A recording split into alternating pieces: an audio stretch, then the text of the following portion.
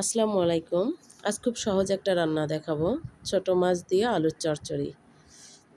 এজন্য আমি আলু কুচি কুচি করে কেটে নিয়েছি।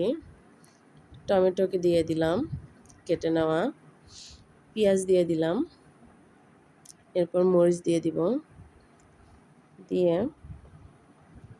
হলুদটা দিয়ে দিলাম, এবার দিয়ে দিব লবণ, পরিমাণ মতো লবণটা দিয়ে দিলাম। এরপর দিয়ে দিব তেল, দিয়ে ভালোভাবে মেখে নিব। মাখানোটা যত বেশি মাখাবেন তরকারির টেস্টটা তত ভালো আসবে।